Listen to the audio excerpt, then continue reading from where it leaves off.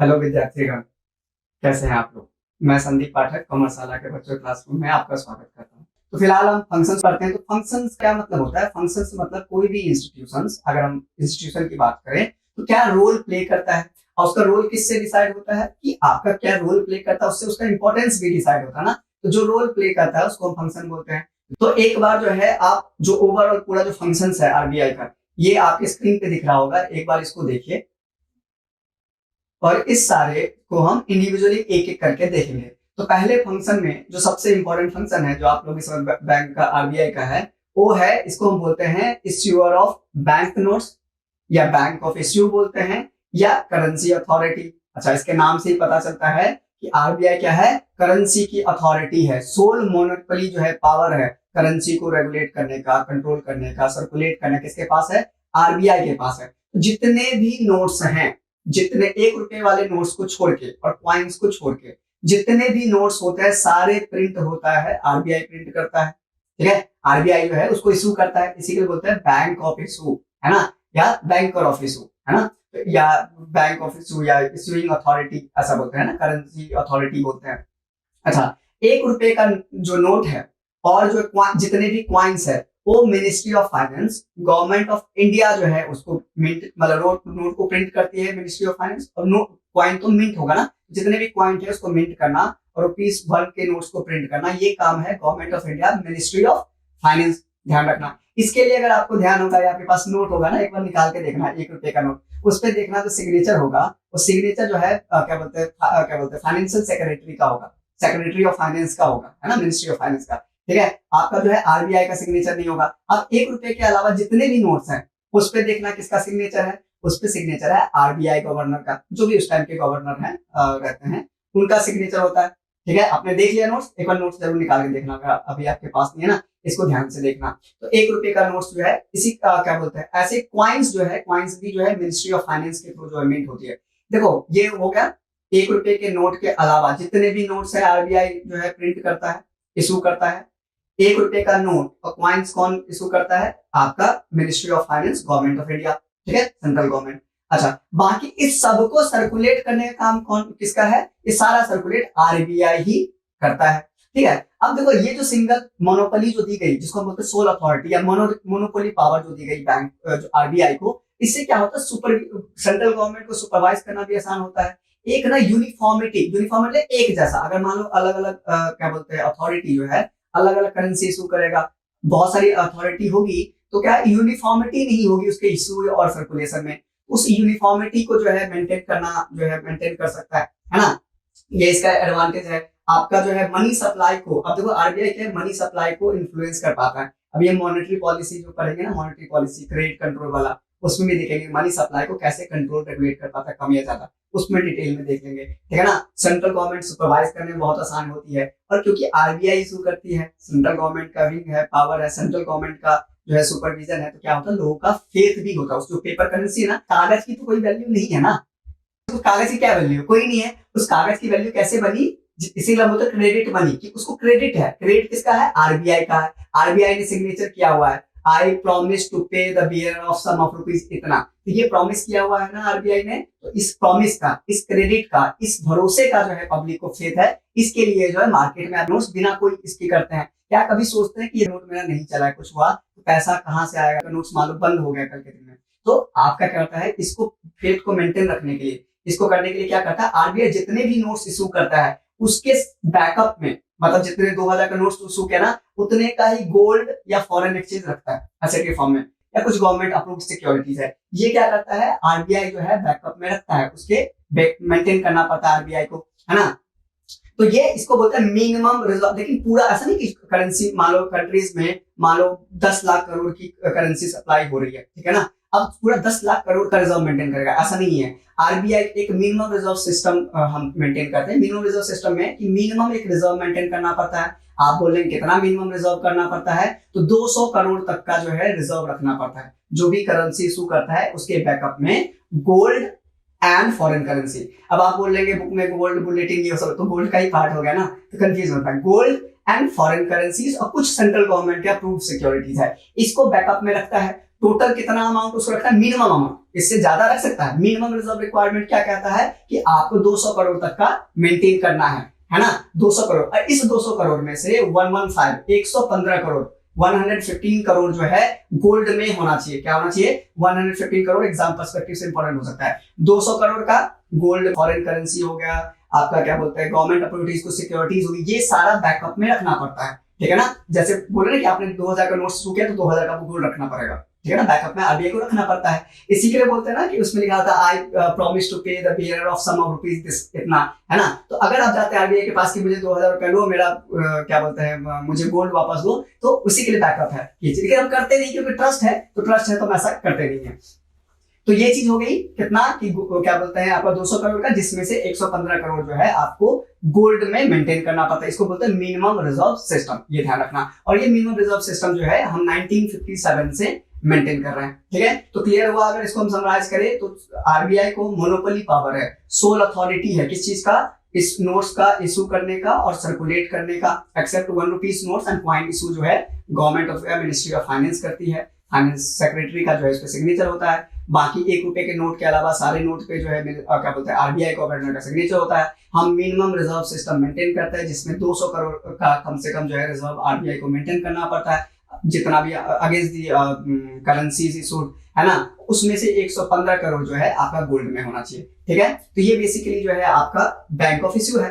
अब हम करते हैं अगले फंक्शन पे चलते हैं। अगला फंक्शन क्या है? अगला फंक्शन हम देखेंगे बैंकर टू द गवर्नमेंट, है ना। मैंने क्या बोला? Banker to the government. गवर्नमेंट में दो तरह के, स्टेट गवर्नमेंट और सेंट्रल गवर्नमेंट, दोनों का ही बैंकर कौन है? आरबीआई। आप बोलेंगे क्या होता है बैंकर? पता है आपका बैंकर कौन है? जैसे आपका अकाउंट होता है, मान लीजिए फॉर एग्जांपल आईसीआईसीआई बैंक में, एचडीएफसी बैंक में, स्टेट बैंक ऑफ इंडिया में, है ना, फॉर दैट में किसी बैंक में, तो जिस बैंक में आपका अकाउंट है वो आपका क्या कहलाएगा?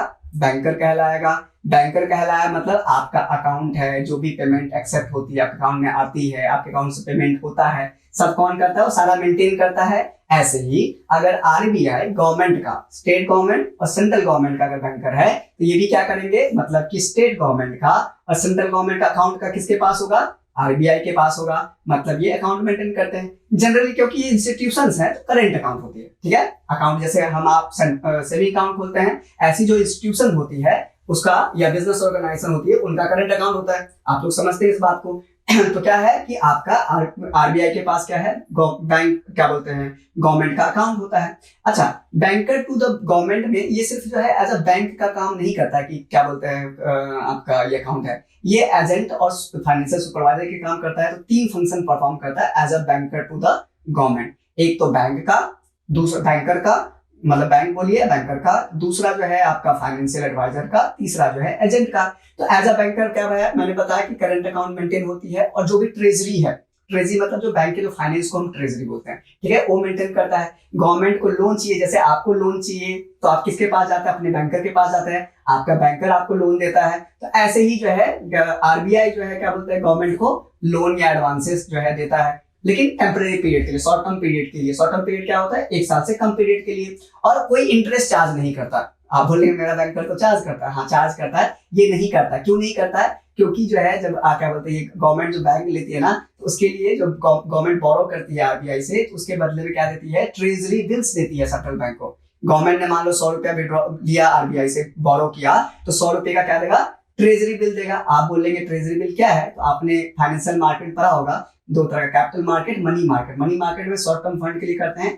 तो गवर्नमेंट का जो शॉर्ट टर्म थे वो गवर्नमेंट सिक्योरिटीज बोलते हैं, जो लॉन्ग टर्म की जिसकी मैच्योरिटी पीरियड होती है 1 साल से ज्यादा, 1 साल से कम की मैच्योरिटी पीरियड की जो गवर्नमेंट सिक्योरिटीज होती है, उसको हमने ट्रेजरी बिल बोलते हैं। अच्छा, जहां भी ट्रेजरी वर्ड आए ना, समझ लेना गवर्नमेंट से रिलेटेड है। ट्रेजरी जो है गवर्नमेंट के फाइनेंस को बोलते हैं। तो ट्रेजरी बिल जो है इश्यू करता है आरबीआई को, ठीक है, उसके बिहाफ पे लेता है, तो इसको नहीं करती है। ऐसे ही जो है गवर्नमेंट का कोई पेमेंट आना है, उसको आरबीआई जो है कलेक्ट करके लेके आता है। कोई पेमेंट करना है वो कलेक्ट करके लाता है। कोई एक्सचेंज फंक्शन परफॉर्म करना है, कोई रेमिटेंसेस करनी है, समझ रहे ना, या कोई भी बैंकिंग, जितने भी बैंकिंग ऑपरेशंस होते हैं, जैसे आपके बैंकिंग ऑपरेशंस, आपके बैंकिंग जो नीड है, आपकी बैंकिंग जो भी क्या बोलते हैं चीजें हैं, आपका बैंकर करता है, ठीक है, कोई भी XYZ बैंक है। ऐसे ही गवर्नमेंट का बैंक ये है, तो जितनी भी बैंकिंग ऑपरेशंस हैं उस सारे को मेंटेन कौन करता है?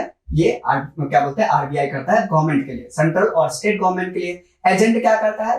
गवर्नमेंट के पब्लिक डेट को मैनेज करना एज एजेंट का काम करता है, गवर्नमेंट के पब्लिक डेट को मैनेज करता है। ठीक है, फाइनेंशियल एडवाइजर क्या करेगा, एडवाइस करेगा, नाम ही है फाइनेंशियल एडवाइजर, मतलब फाइनेंशियली एडवाइस करेगा गवर्नमेंट को, किस पे, इकोनॉमिक मैटर पे, फाइनेंस में इकोनॉमिक आता है, इकोनॉमिक मैटर पे करेगा, है ना, क्या बोलते हैं, फाइनेंशियल मैटर पे करेगा, मॉनेटरी मैटर पे करेगा, है ना, टाइम टू टाइम जो भी रिक्वायरमेंट होगी, एडवाइस चाहिए होगी गवर्नमेंट की, तो आरबीआई जो है उसको एडवाइस करेगा। ठीक है, इकोनॉमिक, फाइनेंशियल और मॉनेटरी मैटर्स पे। ठीक है, अच्छा ये सिर्फ आरबीआई जो है आपका क्या बोलते हैं, सिर्फ गवर्नमेंट का क्या बोलते हैं, गवर्नमेंट का ही बैंकर नहीं है, बैंक का भी बैंकर है। जैसे आपका बैंकर मान लीजिए आईसीआईसीआई बैंक, तो आईसीआईसीआई का बैंकर कौन, आईसीआईसीआई का बैंकर आरबीआई। आपका अकाउंट आईसीआईसीआई में, आईसीआईसीआई का अकाउंट किसमें, क्या बोलते हैं, आरबीआई में। तो आरबीआई जो है जितने भी बैंक है सबका बैंकर है, इसको बोलते हैं बैंकर्स टू द बैंक, ये एक फंक्शन है। अच्छा, बैंकर्स टू बैंक है, अब अभी हमने देखा हमारा बैंकर क्या है, हमारा उसमें अकाउंट होगा, सारे रिसीट पेमेंट सब कुछ बैंकिंग ऑपरेशन उसके थ्रू होगा।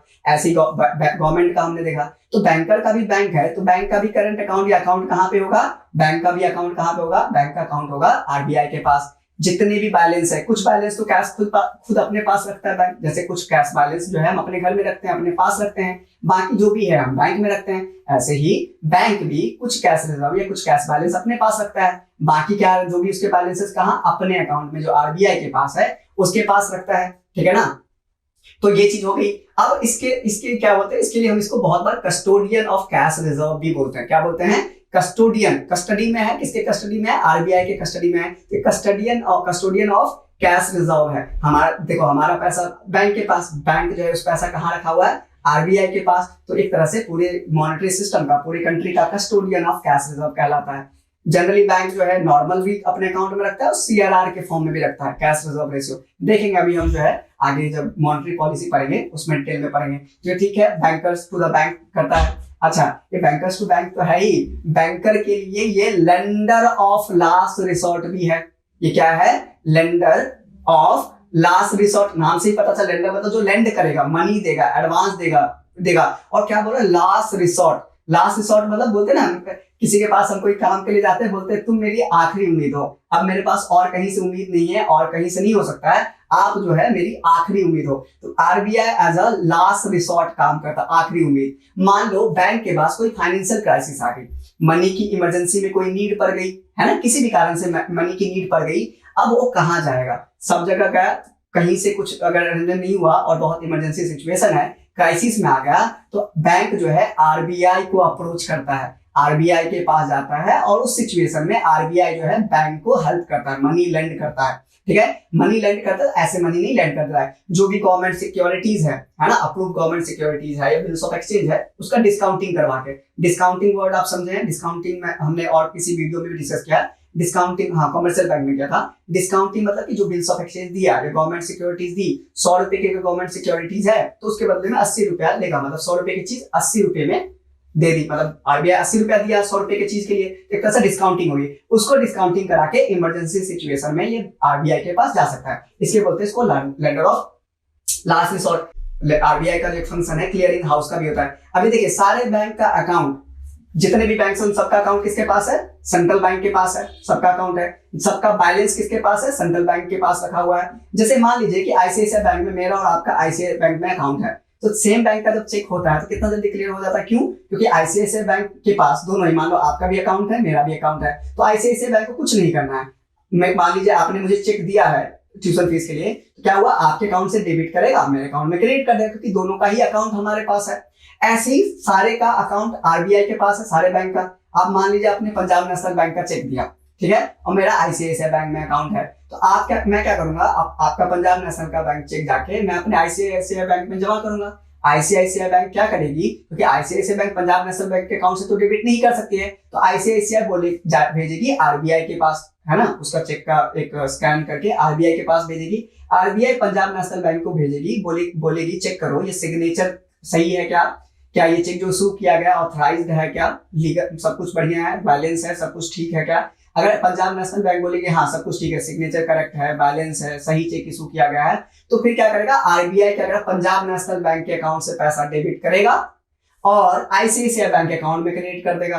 अब आईसीआईसीआई बैंक के अकाउंट में पैसे आ गए, अब आईसीआईसीआई अपने अकाउंट से निकाल के आपके अकाउंट में पैसा जमा कर रहा है। इसके लिए अगर किसी और बैंक का चेक हो तो एक सप्ताह लगती थी, क्योंकि पोस्ट के थ्रू चेक भेजना पड़ता है। आजकल तो स्कैन करके भेज देते हैं और सब कुछ डिजिटली होता है, तो कम टाइम लगता है, 1 से 2 दिन में क्लियर हो जाती है, समझे। तो आरबीआई क्या करता है, क्लियरिंग हाउस का काम कर पाता है। क्यों? क्योंकि सबका अकाउंट आरबीआई के पास है, सबका कैश बैलेंस आरबीआई के पास है, तो आरबीआई कुछ नहीं करना है, डेबिट और क्रेडिट एंट्री की पास करनी है। जिसके अकाउंट को डेबिट करना है उसको डेबिट कर देगा, जिसके अकाउंट को क्रेडिट करना है उसको क्रेडिट करेगा। तो डेबिट क्रेडिट एंट्री के थ्रू क्या कर सकता है, ये क्लेम को सेटल कर सकता है, ठीक है ना। और आरबीआई जो है, आप समझे, आरबीआई का जो है एक दो और जो इंपॉर्टेंट फंक्शंस है वो है कि आरबीआई क्या करता है, custodian of foreign exchange reserve का होता है, इसको हम फॉरेक्स रिजर्व बोलते हैं। फॉरेन एक्सचेंज को शॉर्ट फॉर्म में, कंबाइंड फॉर्म में हम फॉरेक्स बोलते हैं। तो कस्टोडियन ऑफ फॉरेक्स रिजर्व है, मतलब कि जितने भी फॉरेन करेंसी है उसका रिजर्व किसके पास पड़ा रहता है, आरबीआई के पास। आरबीआई उसको मेंटेन करता है। अच्छा, इसको मेंटेन करने से क्या होता है कि आरबीआई ने फॉरेन करेंसी मेंटेन की तो क्या होता है, एक्सटर्नल स्टेबिलिटी मेंटेन होती है। फॉरेन करेंसी का रिजर्व है तो मनी की जो वैल्यू है, क्योंकि मनी की जो वैल्यू है फॉरेन मार्केट में, जो अप्रिसिएशन होता है, मनी की वैल्यू अप या डाउन होती है, वो किस पे डिपेंड करता है, रिजर्व पे डिपेंड करता है। तो उससे क्या होता है कि आपका एक्सटर्नल वैल्यू जो है रुपीस का, उसको मेंटेन करता है। एक्सचेंज रेट जो है डिसाइड होता है ना। और क्या होता है, इससे क्या होगा, इंटरनेशनल ट्रेड भी प्रमोट होती है ना। और साथ में जो है आरबीआई जो है, जो बैंकों का रेगुलेटर भी है, सुपरवाइजर भी है, और क्या बोलते हैं आपका सुपरवाइजर कंट्रोल वगैरह करता है। कैसे, लाइसेंस देने के लिए वो कंडीशन रिक्वायर्ड रखता है कि इतना minimum reserve capital, paid up capital आपका होना चाहिए, ब्रांच खोलने से पहले परमिशन लेना, बहुत सारे डायरेक्शंस देता है ना। और जो डायरेक्शंस को नहीं मानता तो पेनल्टी वगैरह भी देता है। तो आरबीआई क्या करता है, सुपरवाइजर और रेगुलेटर का भी फंक्शन परफॉर्म करता है पूरे बैंकिंग और मॉनेटरी सिस्टम के लिए, ठीक है। बाकी अगला जो हमारा फंक्शन है, क्या बोलते हैं, क्रेडिट कंट्रोल वाला, ठीक है, उसको हम अगले क्लास में देखते हैं। बहुत इंपॉर्टेंट है, मॉनेटरी पॉलिसी भी बोलते हैं या क्रेडिट कंट्रोल वाला बोलते हैं। उसमें क्वांटिटेटिव और क्वालिटेटिव दो तरह कंट्रोल है, उसको डिटेल में हम अगली क्लास में देखेंगे। तब तक के लिए थैंक यू। प्लीज लाइक करिए, शेयर करिए, सब्सक्राइब करिए और अपने फ्रेंडों के साथ शेयर करिए। और अगर कुछ आपको कमी लगती है तो कमेंट करिए, अच्छी लगती है तो शेयर और सब्सक्राइब करिए। Thank you so much.